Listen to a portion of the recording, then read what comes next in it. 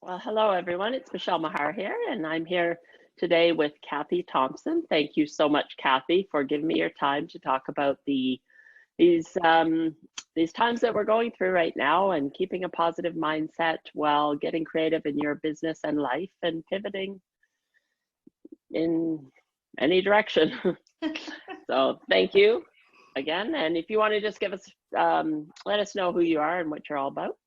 Yeah, that sounds great. Thanks so much for having me, Michele. Yeah, you're right, pivoting in all kinds of directions. It's like spinning tops everywhere.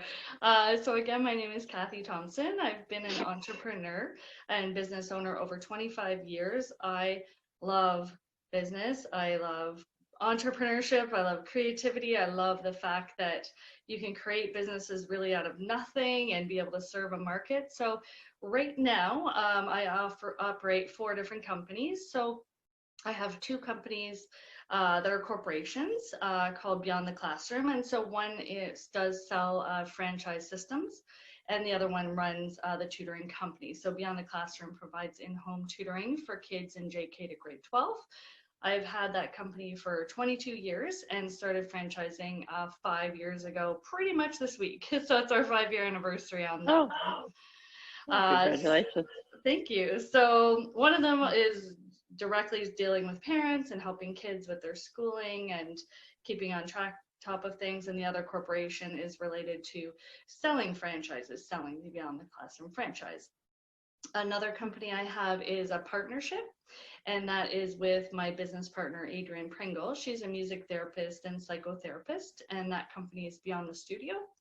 And we provide in-home customized music lessons as well as music therapy. So, and then the last one, I'll talk more about that. My last company is just kind of my baby. It's just a couple years old. It's called Cathy Thompson Leadership. And because just many, many years, I end up talking to women, business owners, about ways that they could change their business, go with the flow, just do different things in their businesses based on my own lived experience with different kinds of organizations. I've been volunteering my time in that capacity to really work with women, and sometimes it just takes another perspective. So with the Cathy Thompson Leadership, it's kind of new. I'm going with the flow. I just, people that need help with their businesses, I coach them under that umbrella.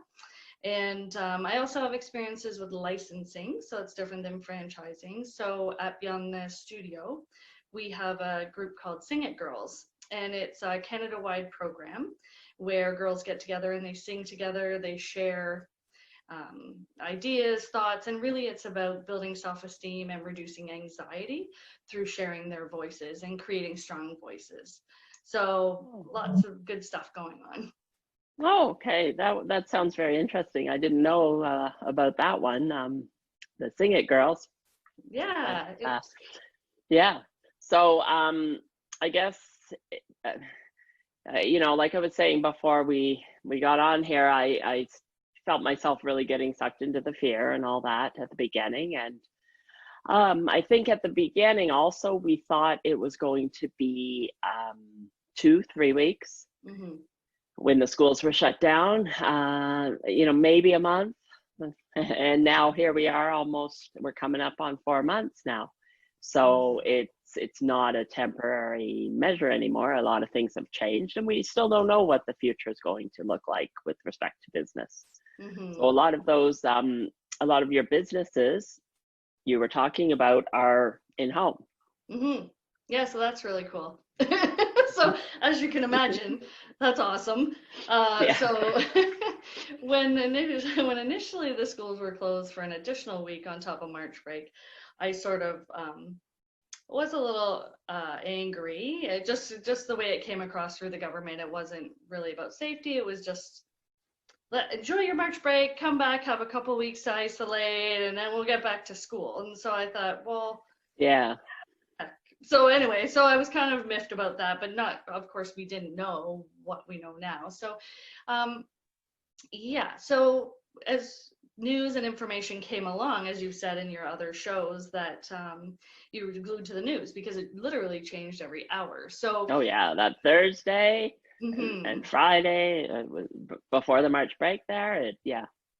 Yeah, so just when I was starting to catch wind of the virus and what was happening before the Thursday, I think it was a few days before when they were starting to suggest certain things, and I just did a lot of research, went to the World Health Organization website, found as much as I could, and through just my own, I don't know, courageousness, emailed all of our customers and advised my franchisees that we had to put protocols in place to do physical distancing and to check in to make sure no one had symptoms before every tutoring session. So we did that for music, we did that for tutoring.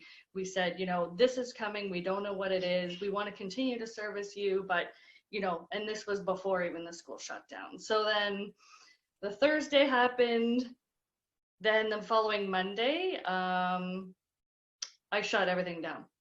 All companies were moved within 2 days to online. Yeah. And so because I had been trialing an online tutoring system, which I really liked since last September. So quite some time I had a bunch of students doing it, because we get requests from all over and rural communities where tutors might not necessarily be able to drive. So I was trialing this and my own kids used it and like I knew it was good. And so within 2 days to be able to pivot at least 30% of our business to online and have everybody up to speed, because luckily I had this available. Wow. Yeah, no, that's great that you already were trying that out. So yeah, and it was so that you had something and something that was working already too. Yeah, and I wouldn't have known that unless I tried it and I dipped my toe in the water, and a couple of my franchisees, you know, were really strongly encouraging me to do that, but I was apprehensive. A lot of companies are based in India. It's just so far away for me to really understand how their businesses operate, a lot of the tutoring. And then randomly somebody approached us. I met with them online, really great system. It was developed by tutors for tutors. And so love it. It's called the Lesson Space. It's out of, I think it's New Zealand. And so it's been working really well. Yeah. Super great company, great people. Just we've been very fortunate in that way. So the music lessons don't use that platform. We move them onto oftentimes Zoom, because we didn't need those teaching tools. It was more of just the camera voice. Just being able to see. Yeah. Yeah.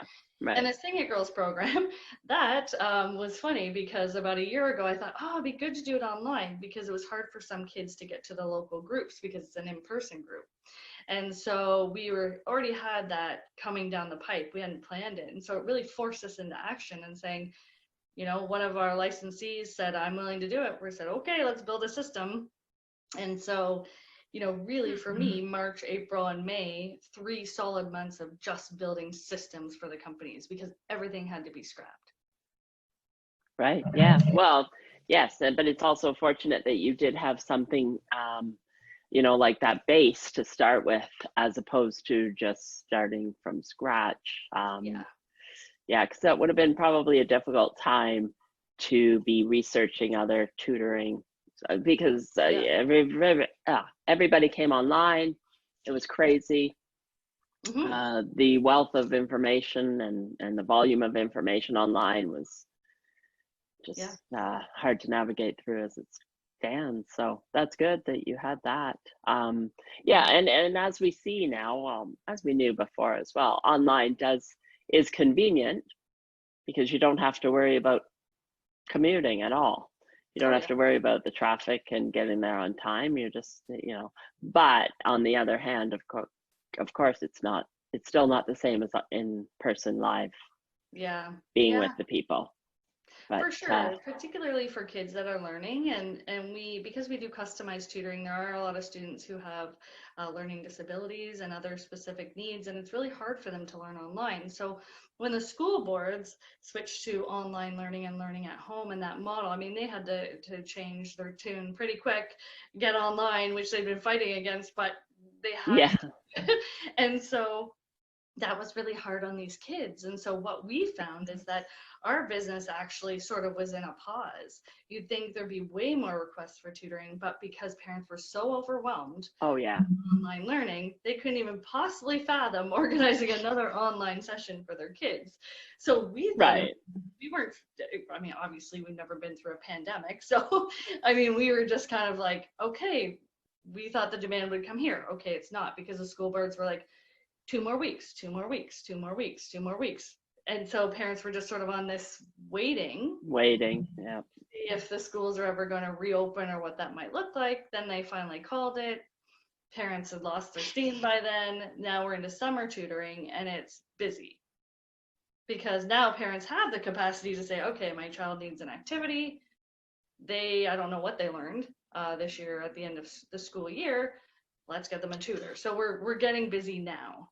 Right. Yeah. I think, just thinking about all the parents coming home to work, whether people are running a business at home already or they work in an office environment and came home to work, they're trying to do that and then trying to deal with the kids and the online schooling. And of course, they would be so overwhelmed. I know in some of the interviews that I've done where people have younger kids, they've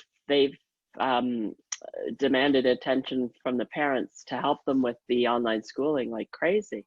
Yeah. So yeah. Well, let's do a project, gather all these things. And luckily my kids teachers didn't do that, but even I work from home. I'm used to that. My kids are older. They were in grade 8 and 10. Now they're going into 9 and 11. But I mean, it still took me time that first week to sit down, and I'm familiar with Google Classroom, and to plow through how it was going to be and all the work and the expectations. And then report card time comes and it's like, meh, thanks for doing all that, but there was no grade. And so a lot of parents I know said, forget it, doesn't matter, there's no grades, I'm not going to force you to do it, I can't possibly manage all of this, so let's go with the flow. I was in the camp where your schoolwork is your schoolwork, it's your responsibility, you get it done. And my kids are older, so they worked every day, they had tutors, they did what they had to do. And my son in high school, his grades did go up because he showed his effort. He showed they did have that flexibility there at the high school level, but for elementary, they weren't grading. And so, but the kids need the knowledge. And that's what I said to them. I said, you need grade 8 math to do grade 9 math. Like, there's no. Right, definitely. Like, fine history, grade 9 math, you need to know what you're doing when you start that course. So to me, I sort of pick my battles in that way. Yeah. And it was something that, that was a huge undertaking for all the school boards to do, to even get it all online. And I know from personally knowing some teachers that it was crazy for them as well, because the demand and the attention that they had to, depending again on, how old the kids, but with the younger kids, having to call the parents and talk to the parents and help the kids and things like that. It was, going into the evenings. So just so much being on demand all the time, which is, I guess, the same thing happened, same thing for people in business who worked corporate office jobs. Nowadays with the phones and everything, you're on call all the time, really. You're accessible all the time. So that's the thing. The days rolled into, like, you never could tell when it was the weekend, right? Especially having the kids at home. How could you tell when it was weekend? And the kids lose sense of time. They honestly have no idea what day it is except for certain things. My son has a part-time job, so he knows, he keeps track of that kind of thing. My daughter's like, what day is it? Is it Saturday? She's just, but there's no point. It doesn't matter. It's so interesting. Yeah, time is an interesting thing right now. It is. And the other thing with respect to time that I found as well is at the beginning, the first, those last 2 weeks of March went by really slow, or felt like it. Maybe, I don't know, maybe it's also a combination of the fact that so much changed so quickly that it made you think it was a month, like a day was a month or something. And then, and March, April, But May and June, especially June, just flew by. I can't Yeah. believe that we are in July. So Yeah, it's it's weird true. how it happened like that. And I think on the other hand too, the parents, yeah, they realize they've gotten into a new schedule. Everybody's gotten into some new routine, whatever you want to call it, if you want to call it the new normal or what. But so now they're deciding that, let's look forward to September and get the kids ready. So I guess Well, that, and who knows what that's going to look like, and quite who frankly. knows what that's going to look like either, because Yeah. yeah, we know for the university kids that it's going to be online. So yeah, That's hard. yeah, no, it's yeah, it's a difficult situation, that's for sure. Mm-hmm. So you were busy then, right from the start, Oh yeah. basically, Oh yeah. because you just started doing all that. Did you take any time to, absorb this and feel your emotions as we went through it, or anything like that, or just right into action? That my personality is action oriented, so Yeah. and plus I have a lot of people relying on me. Yes, of So course. there's no, if I was a sole proprietor and I had my business that was me or my own tutoring, I'm not sure how I would have reacted, but I don't have a choice. You And didn't, right? no, no. And I think the only time it really started to dawn on me about that we were in a pandemic and COVID was probably near the end of May, because I was so entrenched in, ensuring that our systems worked for us and our students were taken care of and my franchisees were taken care of. Those are people that have invested in beyond the classroom Right. and Yeah. are owners of the company. And so I have 8 locations. So they are dependent on me creating the systems to ensure their businesses survive. So Yeah. there So was, you had a lot of people counting on you. yeah, let alone all the tutors and their tutors and our music teachers and therapists and everybody. And so I was in a little bit of a different situation than a solo entrepreneur, just having these larger companies that I had to manage. And I could not relate to people that said, I'm bored.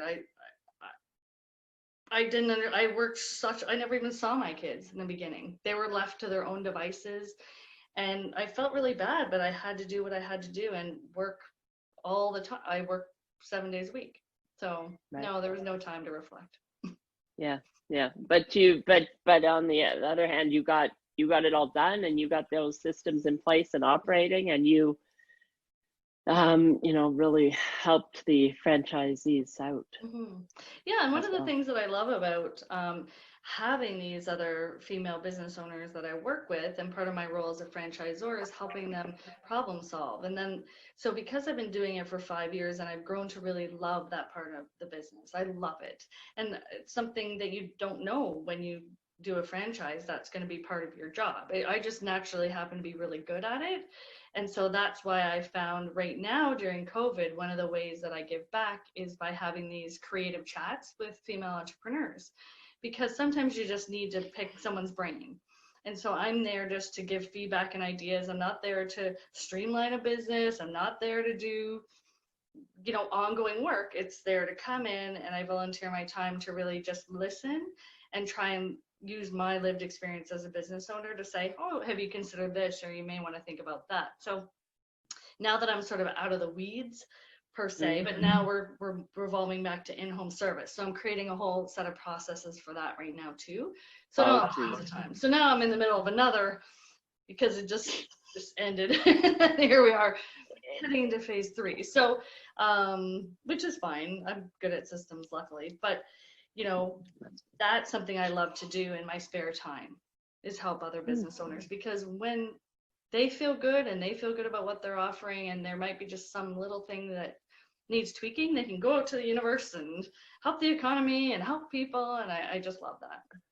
True. Yeah, that's for sure. And this is the time. This is the time to get creative in your business, and there's all kinds of different ways and different businesses that are easily moved to online versus others that aren't.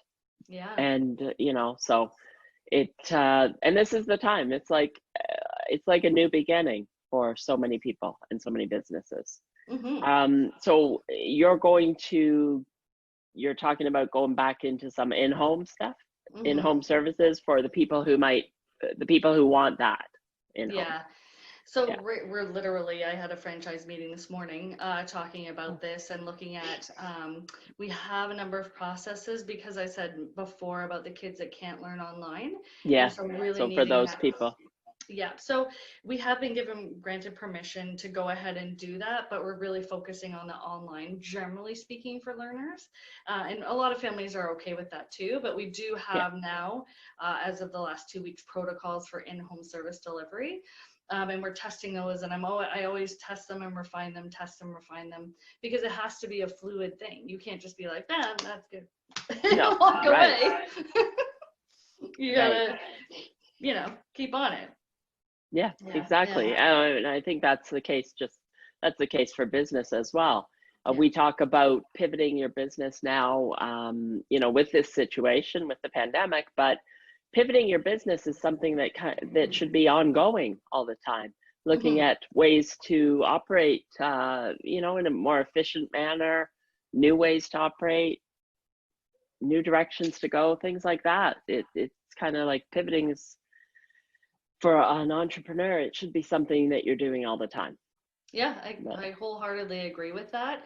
And it does take, when you're lost in sort of the service delivery, it's hard to take a step back and go into how can I make this better? How can I make it more efficient? But there's so many tools and technology and systems you can put together to just eliminate tasks.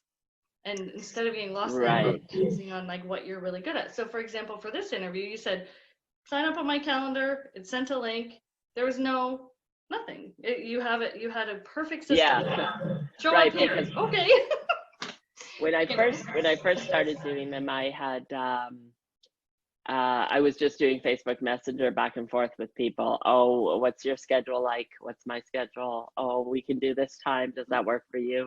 And it was back and forth. And then I thought, no, this doesn't even make sense. Why don't I use one of the automated calendar systems to do it? So that's what I'm doing. But back to what you're saying, we're all, before this, everybody's going like at such a mad pace, living life, rushing from one place to another, networking event, meeting, appointment, kids things, whatever, that we never really had the time to sit and be with ourselves, except when we were at Simply Blossoming Retreat. Yes. But when you get things like that, where you actually take some time for self-care, but all of our distractions were removed and we got the chance to slow down. And this is when you can take the step back from your business and look at the way that things are going. And maybe there was something that you wanted to do in your business, but didn't have the time before. Like you say, the technology is there. This also gives you the time to look, spend time researching and learning technology and whatever you wanted to do in your business. Yeah, exactly. The only thing that I've found is the motivation of business owners. It's hard, the motivation to keep going. Harnessing that and going, okay, it depends on your personality, but I'm finding business owners, they have all day. Let's say you have 12 hours to work. Well, let's say 8. So then you're like, oh, you get distracted by this. Oh, you end up on Facebook. Oh, you do that. It's like that motivation to really dig in and do the work. It's across all ages right now. Kids are motivated. Business owners aren't motivated. I'm not saying everybody, but it really causes you to dig deep and think about why you care about your business and what's going to push you forward every single day. Because you can literally just sit around and do nothing and just hope for the phone to ring. But if you are an ambitious business owner, you're going to make a to-do list every day, if that suits you, and do the research, figure out, a better way to operate. But it is, at the core of it, it's a motivation thing. Right. So then that just goes back to finding your passion and what you're passionate about and why you're doing this. Yeah. And that's why also if you're feeling like you're not motivated, maybe it's the time to sit down and write out your values, decide what's important to you. And also if you know, this is the time to look back to things you liked as a kid. Mm-hmm. Maybe there's something you've always wanted to learn. You can always Mm-hmm. do that as well. Um, Yeah. Even for yourself, not necessarily for business, but just for yourself, because it might be something you enjoy. Yeah. Yeah, it is a really, really interesting opportunity that we've all been given for sure. And it's not just some sectors, it's not just some people globally. It's like the great Globally, yes. pause. Somebody called Yeah, it the great pause. I'm like, that's cool because it kind of is the great pause. And when we're paused, we're able to maybe see opportunities more clearly. Whereas they've been coming in before, but we're not open to receiving them because, to your point, we're rushing around. So right now there is that always. time Yeah. to go, oh, that's funny that I just heard that on the radio. What a coincidence. Oh, it's funny this person just reached out to me. What a coincidence. You know, really noticing those opportunities that are in plain sight, but you never saw them before. Right, and that's a good point too, though. You have to be conscious and aware enough to realize to notice these, Mm-hmm. and you know, and then because when it's always the universe doing something, you know, conspiring to help you along with whatever you're looking for. So Yeah. No, yeah, that's true. I really liked your point as well about the values. And that was something I actually made a little note about because something that really changed the way that I do, not necessarily the way I do business, but the grounding of my companies is all in core values. And so years ago, I'm a member of the Canadian Franchise Association, and every year there's a convention. And so it was my first convention. I didn't really know what to expect. And I attended this live pre-conference workshop with John DeHart, and he founded the Nurse Next Door as well as other brands. So anyway, so John was up talking, and he was talking about how the business, I think it was that particular business, was not doing well. And they had to sort of trim back, pare back staffing and stuff like that to really get grounded and figure out how to expand the company further. So they sort of contracted before they could expand. So he talked about the core, the key thing that worked for their company was establishing a core set of values. And he said, they have to be 3 and they have to be meaningful to your organization and you live and die by them.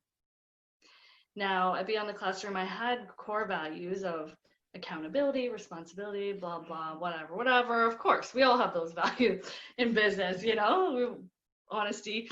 But it took probably about a year of consultations and work and copywriter to come up with our core values at Beyond the Classroom. And every single person that interacts with us receives a copy.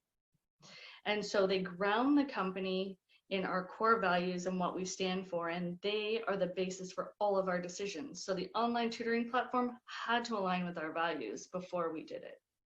Mm-hmm. So our values are around connection. So the connection between the tutor and student is incredibly important for learning. So we offer the first session free, so people can see there's a connection there. You know, the second one's about flexibility. So we want to be flexible for families, the days and times. The tutor, the amount of the time could be 30 minutes, 1 hour, how they want to make payment, those kinds of things. So we really value families and the flexibility. And then our third one is about the whole child, because we know learning doesn't happen in isolation. There's other factors that affect learning, you know, mental health, nutrition. So really looking at the child as a whole. And so those 3 values, everyone gets. Every franchisee, before I speak with them, if potential franchisee, I send them the values. I said, do you resonate with these? If yes, then I'll have a conversation with you, because that's how critical they are to our organization.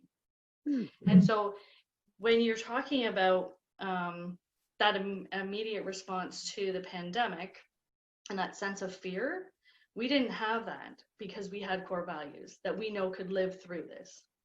And so it was really interesting. I mean, there was probably a bit of fear. I didn't have time for fear. I just jumped into action. And so I had to trust myself, trust my gut. And I've been doing business a long time. I do trust myself. And I love the people I work with. So, but those core values have always been that piece. And I encourage every single business owner to dig in. And if it takes 2 years, 5 years, 2 months, do it. Do the work 3 values and make sure everyone knows about them. Right. Yeah, that's a great point, because some companies may, some may not have their values written. Mm-hmm. Mm-hmm. Or they're And not also, meaningful. They're not meaningful. and exactly, because and that is something that you live by and make decisions around. That just totally makes sense. Mm-hmm. And the student's at the center of our business model. Like, so every decision we Yeah. make, online platform, does it suit that student? We, make sure we check in with people, the students, the parents, making sure everything's good for that student, because that's why we're here. That's it. Right.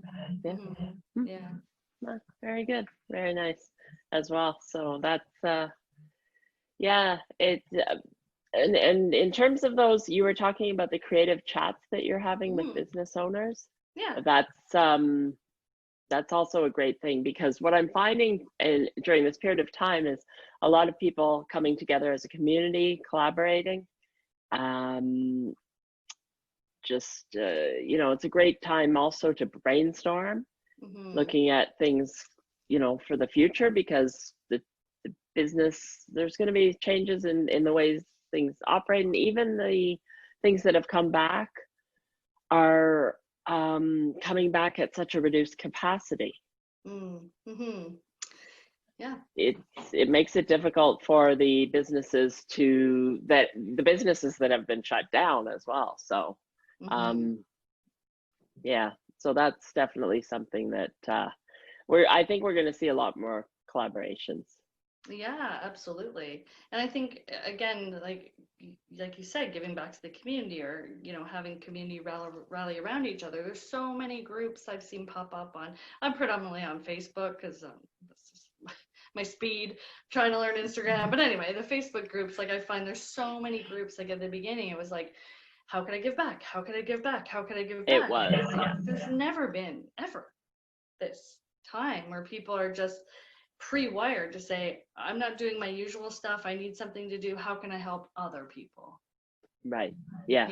There was a lot of that, to an overwhelming extent as well, because you could just get overwhelmed online with all the information available to learn and everything like that. But now that we're getting on to, like I say, 4 months and some new sort of, now people are really figuring out what is the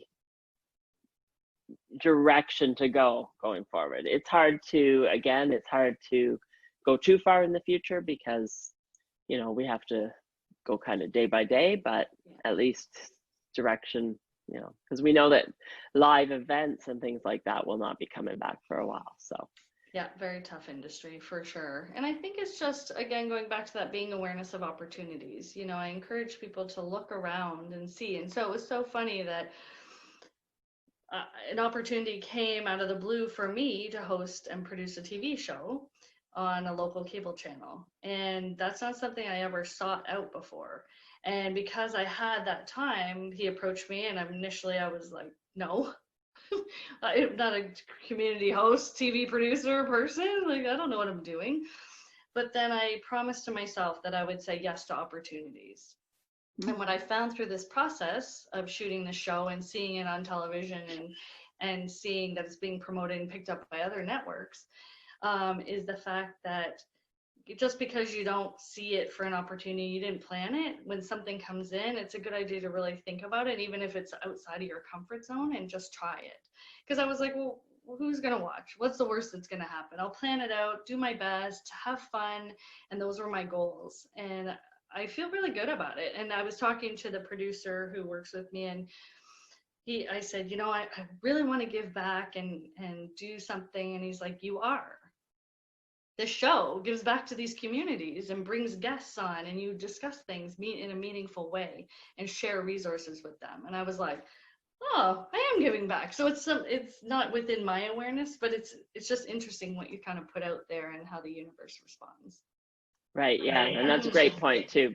Be open to things in especially now, be open to opportunities that might come around. Take a second look at them. Yeah. And don't just be so quick to say no, because it's not what I this is the time to expand your skills and seek new opportunities, because there's so much expansion that's possible right now with and look at business yourself. and yourself. Awesome. Your own personal self as well. Just being making everybody better humans. Exactly. And it's just you started this to enhance some positivity in people's lives and to give people a voice and for something to do.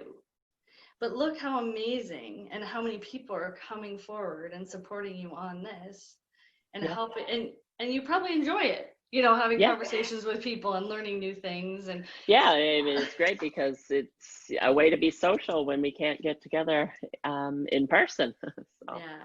So yes, it has been great. All right, well, thank you, Cathy, for your time. It was great talking to you, and I will put your information underneath this interview when I put it up as well. That sounds awesome. Thanks for your time, Michelle. All right, thank you. All right, bye for now.